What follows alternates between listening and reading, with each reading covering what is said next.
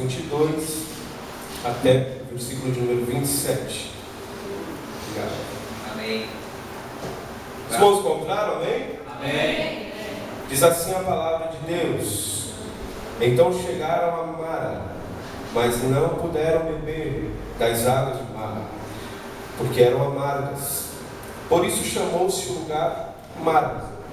E o povo murmurou contra Moisés, dizendo: que haveremos de beber? E ele clamou ao Senhor, que lhe mostrou um lugar de água, o qual ele lançou nas águas, e as águas se tornaram doces. Ali lhes deu estatutos e uma ordenança, e ali os provou, e disse: se ouvires atento à voz do Senhor teu Deus, e fizeres o que é reto diante dos seus olhos, inclinando os seus ouvidos aos seus mandamentos, e guardando todos os seus estatutos, nenhuma das enfermidades porei sobre ti, das que pus sobre o Egito, porque eu sou o Senhor que te sara. Então chegaram a Elim, onde havia 12 fontes de água e 70 palmeiras, e ali acamparam junto das águas. Amém, meus irmãos? Texto conhecido de todos nós, que fala sobre as águas de Mara. Estava meditando sobre essa palavra e você percebe o contraste do início dessa história com o desfecho dela. É um início triste, complicado, duro, mas que tem um fim por demais abençoado. E quando eu meditava nessa palavra, o Senhor falou ao meu coração que antes do oásis é necessário passar por mar.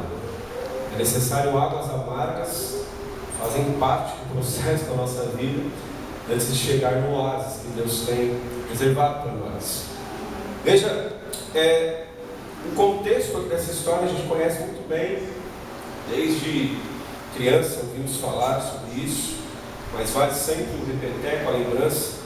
O povo de Israel oprimido por Faraó, o povo de Israel na casa de servidão, em uma posição que definitivamente não era sua, porque Deus não os escolheu para tal, mas eles foram oprimidos por Faraó no Egito por mais de 4 séculos. A Bíblia nos dá notícia dessa triste questão que os filhos de Deus, judeus, enfrentaram. Mas a Bíblia também nos dá a boa notícia de que Deus os visita. E Deus levanta um homem por nome Moisés, um dos maiores líderes que a Bíblia nos dá notícia, que serve de exemplo, de inspiração para nós ainda hoje. Deus visita o seu povo, Deus ouve as orações. O texto diz que a oração do povo hebreu chegou diante de Deus, e Deus então os visita. Deus levanta Moisés, e Moisés agora é aquele que lideraria a libertação do povo da casa de servidão, dos domínios de Faraó lá do Egito. Então eles saem do Egito, eles atravessam o Mar Vermelho a pés enxutos, Nós temos tantos louvores sobre o assunto que nós cantamos, do milagre. Tem gente também querendo refutar o milagre. Eu ouvi uma vez na roda de conversa de amigos, e um fala daqui, dali da Bíblia, e lá tinha todo tipo de crença, e nós respeitamos as crenças, evidentemente, mas nós somos amantes da palavra, cremos piamente no que a palavra diz. Mas um deles lá disse: olha, não entendo essa história, Pelo que eu sei, aí tinha uma grande seca na época, e daí estava tudo seco mesmo, e o pessoal passou lá com os pés enxutos. Eu falei: olha, rapaz, em primeiro lugar, para secar um mar, uma seca tem que ser uma seca terrível. Em segundo lugar, como é que numa seca depois o povo vai se afogar, Então, são algumas explicações que você teria que dar para essa sua tese. Eu prefiro ficar com a palavra que diz que Deus operou um grande milagre, abrindo o Mar Vermelho e fez o seu povo passar a pés enxutos. E que eles viram também o inimigo se afogar, carros e cavalos de Faraó, lá no meio do mar. E aí a Bíblia vai dizer que Moisés canta, Miriam dança. Só alegria, só festejo, só fogo, só foguete. Coisa muito boa que Deus fez, um grande milagre que trouxe, e não poderia ser diferente, uma grande alegria para o povo que se pôs a comemorar. Porém, meus irmãos, ao andarem 3 dias, ocorre, se eu posso chamar assim, a primeira provação provação pós-libertação. A primeira provação após eles serem libertos da casa de Faraó, que é exatamente o que está aqui no final do versículo 22. Não acharam água. O Deus que havia aberto um mar cheio de águas e os feito passar, após 3 dias, eles agora estão sendo guiados por esse mesmo Deus, mas o texto nos diz que eles não acharam água. A primeira provação pós-libertação. Eu sempre ouvi do meu pai e da minha mãe uma coisa que eu não gostava, não queria tomar para a minha vida isso, e reluto, né, a passar esse ensinamento ao meu filho, mas é a verdade. Sabe aquelas tradições de pai para filho, aquelas informações que tem que passar e que são verdades. Ele disse: olha filho, crente não pode ficar muito tranquilo, tem que ter uma prova para não se desviar, para continuar crente. Então quando você tiver uma bênção, comemore, mas com moderação, porque daqui a pouco, pai, não faz isso não. Tem certeza, crente não é só alegria, não é só vitória, não é. E não é, meus irmãos. 3 dias após uma grande comemoração, eles estão diante de uma prova. É certo que Deus não tirou eles do Egito, da casa de servidão, não fez aquele grande milagre para que eles morressem no deserto. Isso eu tenho certeza que não. O Senhor já dera amostras do poder, do cuidado, da atenção que Ele tinha para aquele povo, do amor infinito que Ele tinha por eles. E certamente Ele também tinha reservado já um novo lugar, um lugar de descanso, de paz, de abundância, como era inclusive a sua promessa. Mas era necessário passar por mar. Era preciso, fazia parte, estava no plano de Deus. Nós muitas vezes dizemos: olha, Deus tem um plano na minha vida, e nós pensamos que o plano de Deus é só de coisas boas, e quando as coisas ruins acontecem, a gente quer tirar fora, quer chutar simplesmente e dizer: não, eu quero agora que o plano de Deus volte, porque isso aqui não é. Mal sabendo nós que as coisas difíceis, as adversidades, as lutas, as provações fazem parte do pacote, do plano que Deus tem para as nossas vidas. Não dá para simplesmente chutar, jogar, abrir mão. E eles, por mais que estivessem debaixo de uma grande promessa de Deus, é o povo que iniciou tudo, meus irmãos. A história começou com este povo. Eles são um divisor de águas na história da humanidade, da cristandade. E eles enfrentaram lutas, provações e adversidades. E especialmente no texto que lemos, era necessário passar por mar. E aí eu gostaria de compartilhar com você, sem cansar você, 4 lições que o Senhor colocou no meu coração. As lições de mar. 4 lições. A primeira: as águas amargas da vida, elas têm um propósito, elas têm um porquê, elas têm um sentido. Talvez é difícil entender no momento que você está bebendo a água amarga, mas quando passar, certamente você entenderá por qual razão você passou por aquilo. Estudando essa palavra, eu me deparei com um estudo, um texto do pastor Ivan Nunes, pastor presidente do Conselho Nacional da OPPC, que é Igreja ao Brasil para Cristo, onde eu tenho muitos amigos e irmãos. E o pastor Ivan Nunes, em um estudo, ele diz que alguns cientistas, até avaliaram as águas daquele local onde tudo aconteceu, e eles dizem que, de fato, ainda hoje são águas amargas. Mas eles também alegaram que elas contêm propriedades medicinais, boas para o coração, boas para o estômago, entre outras questões de enfermidade. Eu não fui eu que fiz o estudo, mas eu sei que esse é um pastor sério. Mas eu fiquei pensando, quando eu li o que ele escreveu, eu fiquei pensando, meditando, meus irmãos, e pensando exatamente na situação de um escravo, porque é assim que eram os hebreus nas mãos de Faraó e dos egípcios, eram escravos. Em que situação vive um escravo? Qual que é o tipo de comida que ele come, como que se veste, onde eles moram, na verdade não moram, estão ali de favor e sendo oprimidos, ou seja, é uma qualidade de vida inexistente. Então, por ser assim, nos leva a crer, a pensar que eles realmente estão totalmente sujeitos, expostos a enfermidades, as mais variadas. A sua imunidade certamente é mais baixa do que de alguém que tem um padrão de vida básico, razoável, porque eles não têm isso. Trabalham cargas horárias terríveis, e a Bíblia nos diz mesmo sobre o povo hebreu que quanto mais eles cresciam, mais aumentava a carga de trabalho, o peso do trabalho. Inclusive foi ordenada a matança dos primogênitos. Várias coisas eles sofreram, que eu fico pensando realmente que eles estavam sujeitos às doenças estomacais, porque comiam qualquer coisa, cardíacas, porque o coração, para aguentar as situações que eles viviam, realmente eram terríveis. E aí, lendo o próprio texto, versículo 32, fica mais claro ainda essa questão, porque Deus fala sobre livrar Israel das doenças do Egito, e lhes diz: eu sou o Senhor que te sara, que no termo original é Jeová Rafá, e o termo ele exatamente arremete à cura de doença física, corporal. Ou seja, pensando no estudo que o pastor fez, no que o próprio Deus faz, na condição que um escravo tinha, é de se imaginar realmente que eles tinham diversas doenças, tanto que é uma promessa que Deus faz para eles: olha, eu vou curar vocês, porque eu sou Deus que sara vocês, eu sou Deus que cura vocês. Se Deus está falando assim, não é por um acaso, é porque de fato eles estavam sujeitos às enfermidades. Daí, meus queridos, Deus os leva diante das águas amargas, que pensando em tudo isso, a gente crê que eram águas medicinais. Por que Deus os leva? Porque, meus irmãos, quem guiava o povo no deserto era o próprio Deus.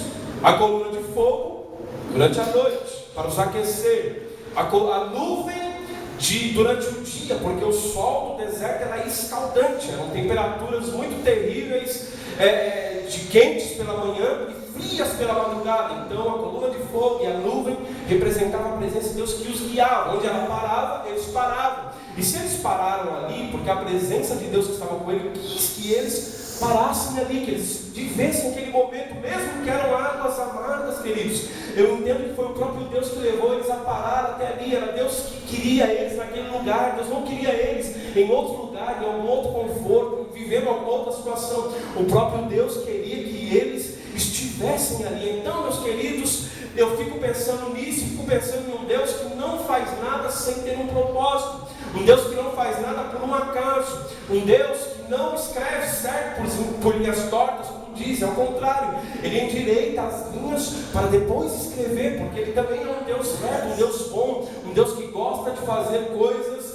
e faz coisas que nós, na nossa pequenez, não podemos fazer e que ninguém jamais poderia fazer por nós. Então, eu entendo que é necessário, às vezes, na vida, as águas amargas. Mal sabia o povo que diante daquelas águas havia, quem sabe, a cura para o seu organismo. Aquilo que eles viveram, estavam intoxicados por tantos problemas do Egito, e talvez um golinho daquela água seria a cura, seria benéfico para eles, mas eles não entenderam a princípio. Só que com isso nós aprendemos lições, meus irmãos, seja qual for a situação minha, sua, que nós estamos enfrentando, qual seja o desafio, qual seja a situação amarga da nossa vida. Essa palavra vem nos dizer que Deus, Ele tem um propósito. Eu não sei o que você está vivendo de amargo, eu não sei qual é a dificuldade que você está vivendo na tua casa, na sua história, no seu emprego, no seu matrimônio. Eu só sei que o Senhor, Ele tem um propósito nessa situação.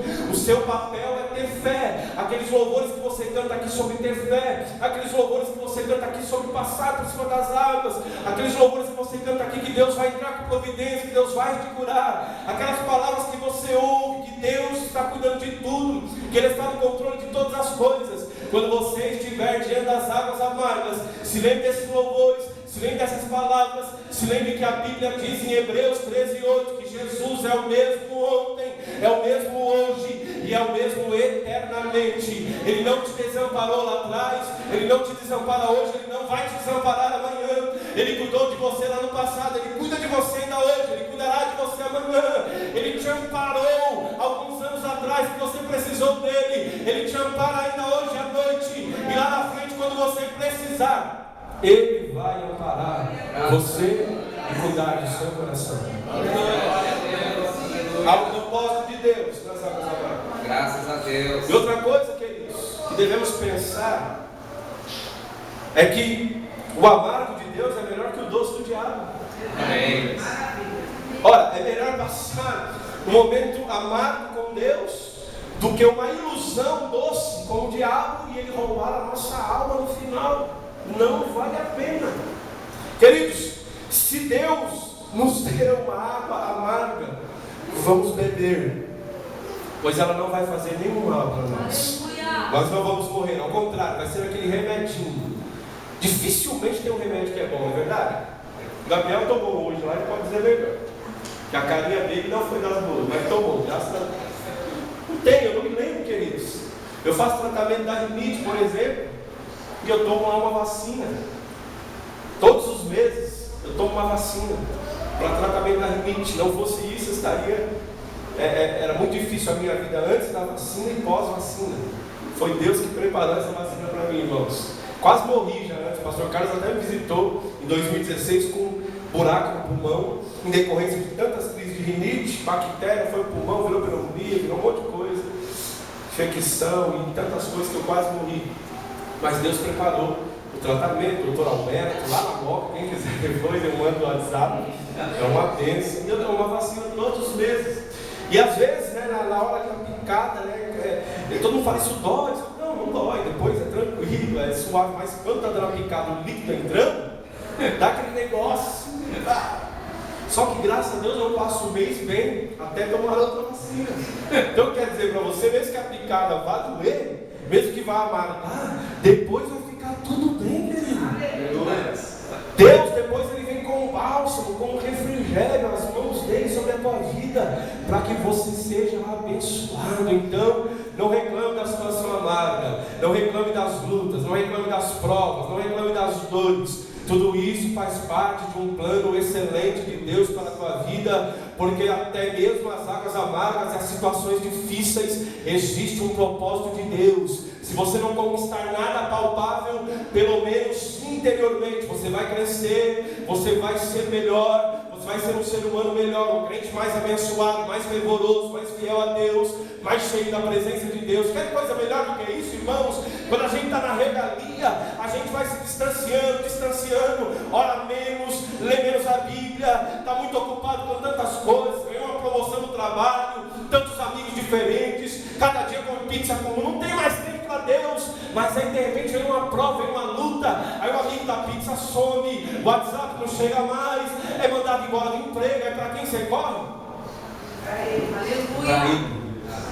E graças a Deus que Ele não vira as costas para mim e para você. E quando nós estamos na prova, irmão, a gente está ali quebrado, vem alguém e fala, Jesus te ama. Você sabe que Ele te ama, mas você chora e fala, meu Deus, hoje eu descobri que Jesus me ama. Você sabia há 50 anos, mas é porque a prova te faz ficar sensível, a luta te faz ficar mais perto de Deus, a luta te torna mais espiritual. Então aproveita o amargo e a luta para se achegar perto de Deus, porque Tiago diz, chegai-vos a Deus e Ele se achegará a vós. É o pecador chegando diante do santo, é o falho chegando diante daquele que não tem nenhuma falha, é o pequeno chegando diante do grande. Não tem como não acontecer alguma coisa, irmão. Alguma coisa acontece quando nós nos aproximamos de Deus, e se tem que ser na luta que seja, mas o nome do Senhor há de ser glorificado, porque Ele tem um propósito nessa luta, nessa água amarga, nessa aflição, e o propósito maior é glorificar o nome dEle. Ele há de glorificar o nome dEle através da sua vida e usando a sua história. Aleluia. Segunda coisa, as águas amargas são testes de Deus para a nossa fé. Assim são, irmãos. Qual foi a postura do povo ao chegar diante das águas amargas? O povo que recentemente havia visto o mar vermelho frio. O povo que tinha comido carne fresca, pão do céu, algum tempinho atrás. Era um povo que deveria pensar um pouquinho. Nossa, um Deus que abriu o mar, uma aguinha amarga não perdeu nada. Um Deus que mandou codorniz do céu, churrasco fresco, pronto. Não é nada para Ele uma aguinha amarga. Um Deus que nos deu o maná, o pão do céu. E Ele inclusive dizia para nós: não come, não fica guardando, porque eu vou dar o melhor amanhã de novo. Não, sou pobre, ZL, eu vou guardar esse pão aqui e amanhã. Não, joga fora, porque amanhã vai ter um fresquinho de novo. E todo dia pão fresquinho do céu, todo dia pão fresquinho do céu.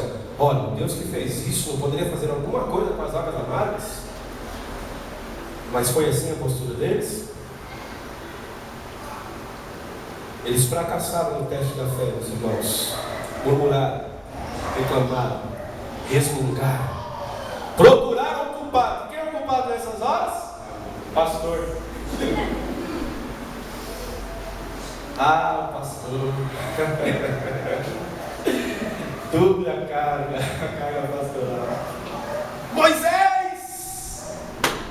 Por que você tirou nós do Egito, Moisés?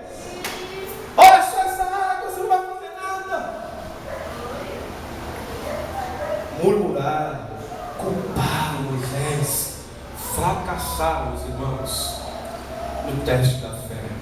Escute, Deus pode estar testando a sua fé nesse momento, esse ano, nessa situação que você está, e você não está entendendo, e pode perder a bênção, o grande milagre de Deus.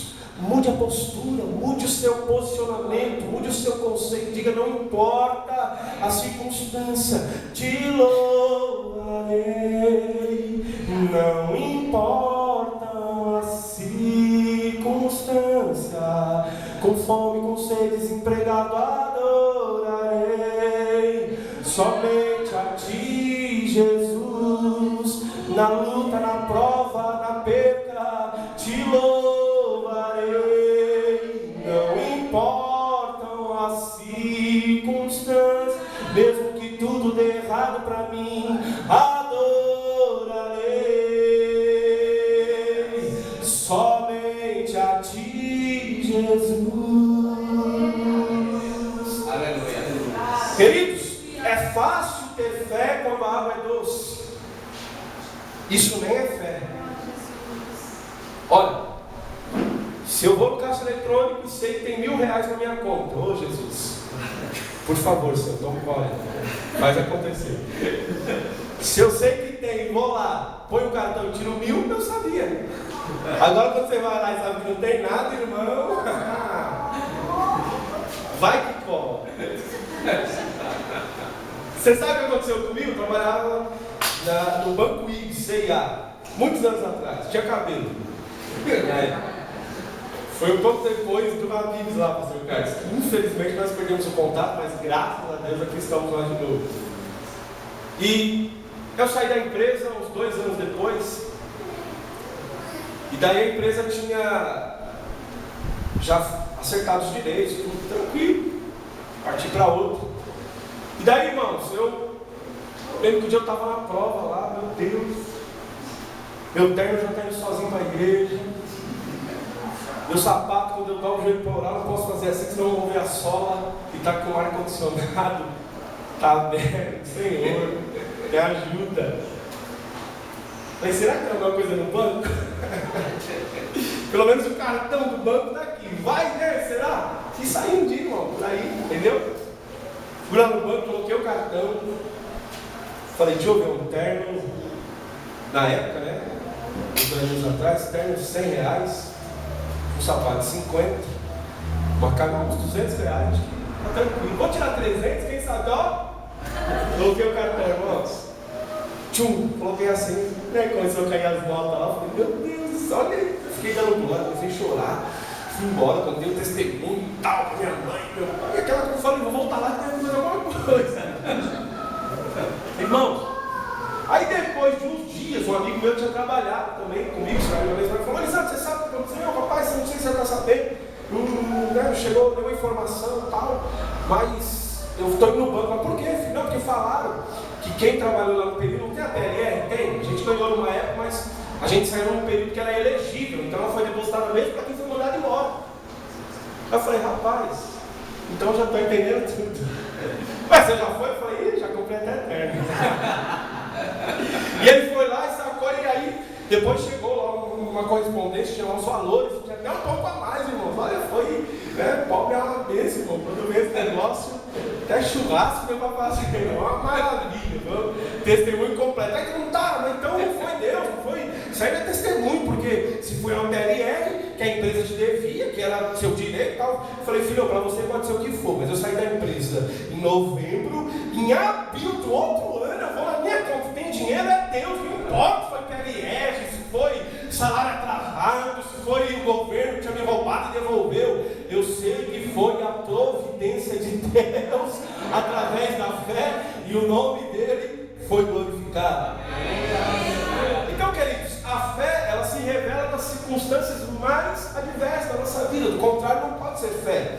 Nós temos uma grande chance de confiar em Deus quando tudo está contrário, quando o vento está contrário, quando a situação está adversa, amarga. A fé, ela se mostra nas horas difíceis, impróprias, cruéis, de lutas, provações, traições, perdas, amarguras, de sabores, de bolsos sem nenhum tostão. A fé se revela nas situações mais complicadas da nossa vida e, queridos, Deus às vezes testa a nossa fé.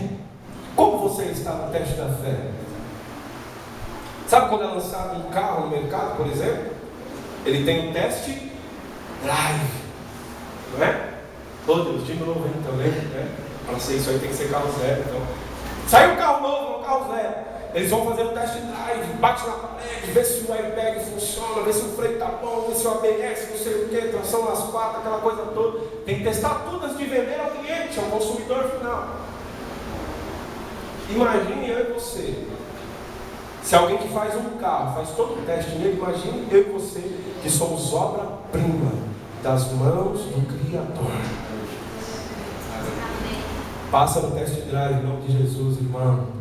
Glorifica a Deus no meio da luta, no meio da prova. Não desanime quando os gigantes se levantarem contra você.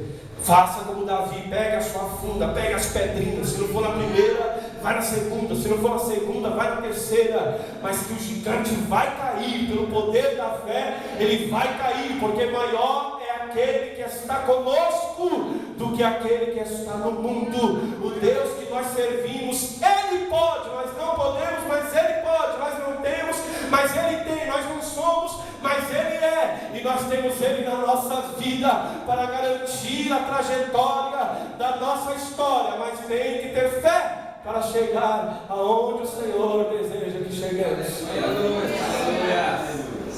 Terceira coisa,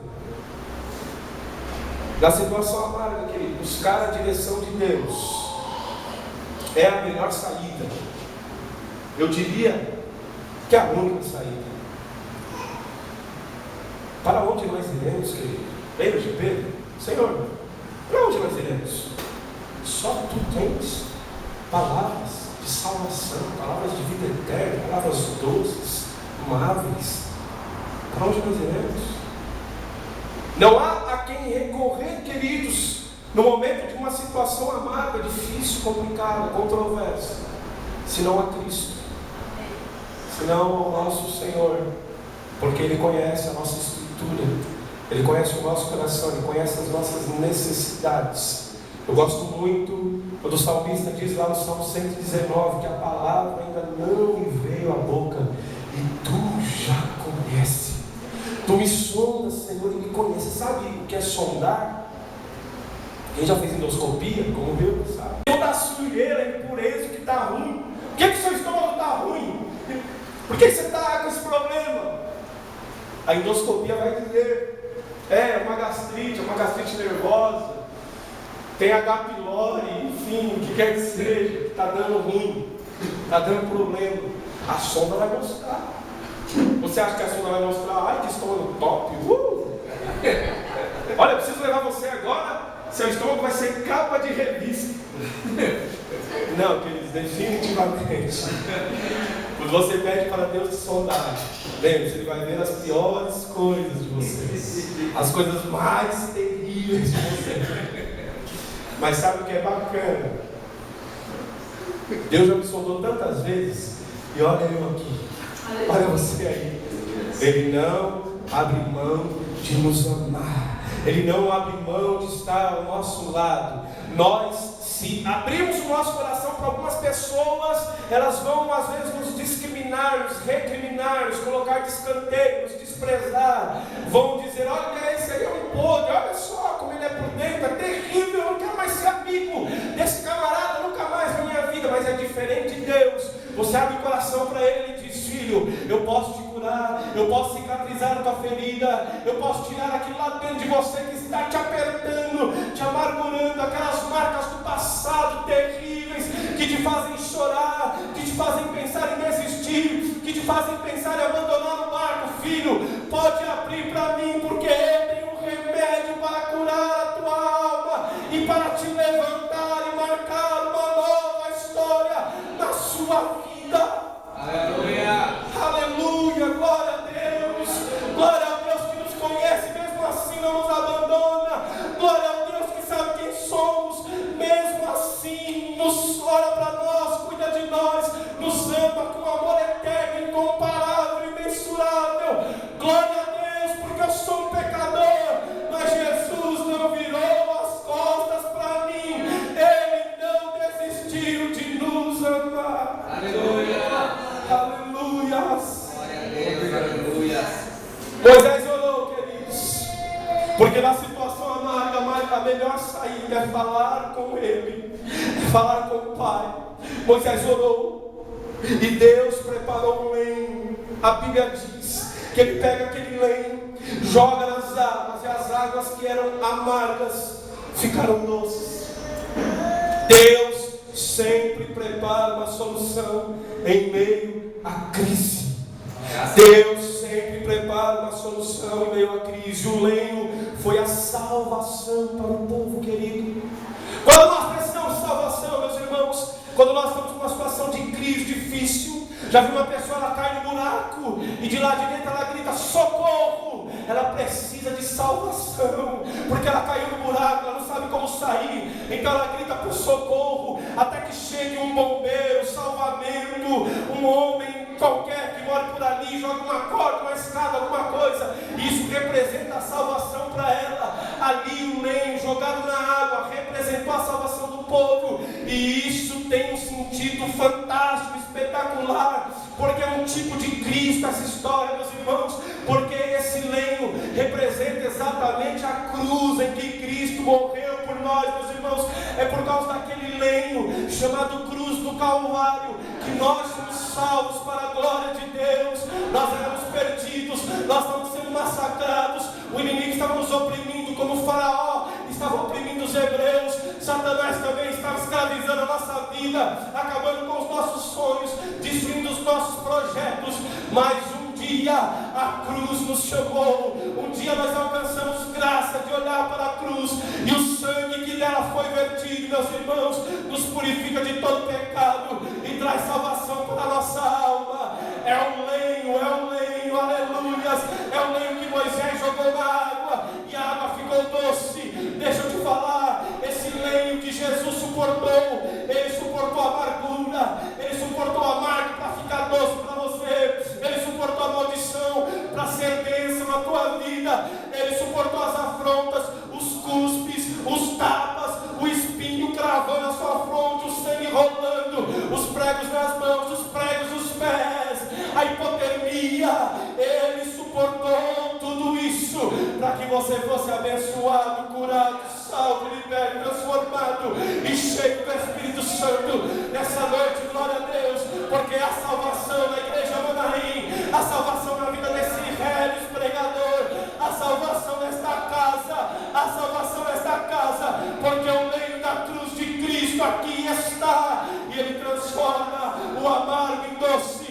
Nós não vamos viver o amargo do inferno, porque nós viveremos o doce do céu através da cruz, do lenho que nos trouxe uma tão grande salvação.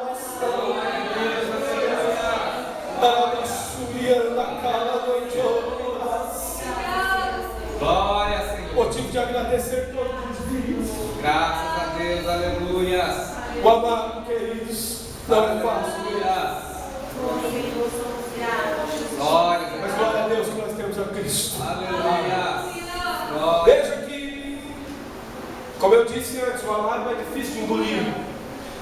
Mas o doce, ele traz responsabilidades. Responsabilidades. Como assim? Deus faz um milagre, faz a água amarga ficar doce, mas no versículo 25 ele diz: as águas ficaram doces, mas também diz, também dá a eles estatutos, regras, ordenanças, mandamentos. Deus condiciona a bênção à obediência. Só tá bom, estou fazendo a água ficar doce, mas é o seguinte: meus estatutos, minhas ordenanças, minhas ordens, minhas regras, eu quero que vocês cumpram. Aleluia. Então, queridos, é muito bom. O amargo é terrível, o doce é muito bom, mas o doce traz responsabilidades. Amém.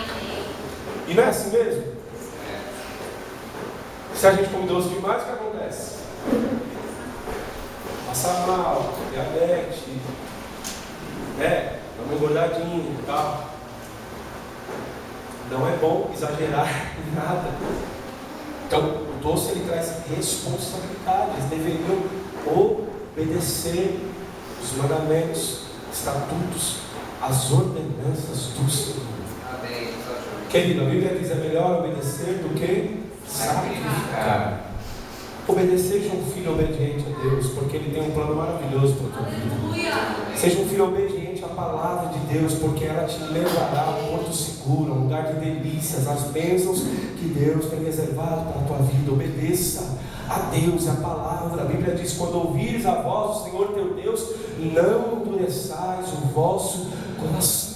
Eu tenho certeza que aqui nesta casa Deus tem falado com você, como na minha vida Deus tem constantemente falado comigo, querido. Se um dia eu olhar para Deus e me colocar como um inocente, eu seria um hipócrita, porque Deus constantemente fala comigo: Elisandro, é assim, eu tenho a palavra, você tem a palavra, e o desejo de Deus é que nós obedeçamos a palavra dEle, para que Ele cuide de nós, para que Ele nos leve às águas doces, nos abençoe, mas com responsabilidade de guardar a sua palavra, os seus mandamentos, as suas ordenanças. Até porque, queridos, um pai não quer o mal para o filho, um pai só deseja o bem, e Deus, Ele tem o melhor para nós, seus filhos. Aleluia. Terminando, queridos, a última coisa. Enfim, Deus prepara um oásis no deserto. Aleluia. O povo passou por tudo que passou e que nós falamos aqui, mas agora Deus faz um milagre. Entre tantos significados da palavra Elim, que é citada aí no texto, no último versículo, Elim arremete a descanso e também a abundância. Veja o que a Bíblia diz: o povo chega no lugar com 12 fontes de água e 70 palmeiras, e ali levantam um acampamento. Literalmente se cumpre aquele velho ditado: sombra e água. Andaram no deserto, passaram pelas águas amargas, viveram situações as mais difíceis, mas de repente eles estão diante de Elim, cujo significado, entre outros, é descanso e abundância. Quem passou necessidades, passou privações, passou lutas, passou provações, não tinha água para beber, de repente eles estão diante de um lugar onde eles poderão descansar e ter abundância. Meus irmãos, 12 fontes de água, água boa, água potável, água para beber, e como se não bastasse, não sofreriam sol escaldante, porque haviam 70 palmeiras para que eles fizessem acampamento, como fizeram debaixo delas, e tomando aquela água abençoada, e debaixo daquela sombra fresca e abençoada. Meus irmãos, Deus não trouxe essa palavra por um acaso essa noite. Fique no seu lugar, fique na posição que Deus te colocou, continue servindo a Cristo, porque no fim desta prova Deus fará o melhor por você. Não reclame, querido, do amargo, pois ele faz parte deste processo de Deus, até você chegar no oásis, nas 12 fontes, nas 70 palmeiras. será necessário passar por um deserto, será necessário enfrentar noites terríveis, noites frias, será necessário enfrentar o dissabor da vida, algumas perdas, algumas situações adversas, algumas palavras contrárias de maldição, alguém que efetivamente não vai acreditar em você, nos seus sonhos, nos projetos que você tem para a sua vida, vão achar grandes demais para você, vão dizer que você não tem condições ou capacidade alguma, não tem importância, querido. Uma vez disseram para mim uma coisa na minha vida: é impossível, Alessandro, acontecer isso na tua vida. E uma pessoa que estava do meu lado, que ouviu aquela pessoa falar, quando nós distanciamos, ela disse assim: Alessandro, você não ficou triste nem nada, a pessoa está lá dentro da empresa, está no lugar onde ela poderia de repente ser uma ponte, mas ela disse para você que é impossível chegar lá, você não ficou triste? Eu falei: não, fiquei muito feliz. Você é doido? A pessoa diz para você que é impossível, você fica muito feliz? Sim, porque se fosse possível, eu ia dar um jeitinho, eu ia tentar de alguma forma. Opa, é possível? Então meu currículo aqui, vai lá, tal, e vai dar tudo certo, encaixa ali, vai lá, o jeitinho brasileiro, chama o supervisor, põe na frente, põe na... Se fosse possível, teria um jeitinho. Aí eu disse para ele: mas como é impossível, agora eu sei que é só com Deus. E se é com Ele, nós vamos dobrar os joelhos e crer que Ele fará algo novo e excelente. Sabe aquele lugar que ela disse que era impossível estar? Eu estou lá hoje, não para a minha glória, mas para a glória de Deus, para que o nome do Senhor seja glorificado, para que Deus, o Deus dos impossíveis, seja cada vez mais reconhecido. Que quando os recursos humanos acabam, quando a solução humana acaba, quando alguém diz para você que não tem jeito, não tem solução, não vai dar certo, você dobra os seus joelhos em conexão com os céus, passa o deserto cantando, passa as águas de mar glorificando a Deus, sabendo que lá na frente Deus está reservando também um lugar de descanso para você, porque não há de ser só prova, querido, não há de ser só luta, não há de ser só dificuldades. Deus vai preparar também a festa, Deus vai preparar o churrasco, a picanha, a porta aberta, a alegria, um guarda-roupa abençoado, um emprego bom, um salário abençoado. Deus tem poder para fazer isso na sua vida e na sua história, e ainda que nada disso que eu disse aconteça, Ele vai suprir todas as suas necessidades, Ele vai cuidar de você nos mínimos detalhes. Deixa eu te falar uma coisa: se você está caminhando no deserto, se as águas estão amargas diante de você, se o inimigo está te afrontando, continue, prossiga, vai caminhando, vai adiante. Não é aqui, não é agora, não é no meio, mas é no fim que virá a providência, é no fim que virá o socorro, é no fim que virá a porta aberta. Deus há de preparar um oásis no fim desse deserto, e quando você estiver lá, lembra de mim, lembra do pastor Carlinhos, faz aquele churrasco, convida nós, falando que estava lá na igreja aquele dia, na prova, chorando, triste, mas aquela palavra incendiou o meu coração. Hoje eu quero festejar com os meus amigos e dizer: toda honra, toda glória, todo louvor sejam dados ao Deus de Elim, ao Deus de abundância, ao Deus de muitas águas, ao Deus de providência, ao Deus que nos ama e que não há de deixar que venhamos a morrer no meio do deserto, porque Ele há de entrar com uma grande providência na nossa vida. Quantos acreditam? Feche os teus olhos em nome de Jesus. Senhor,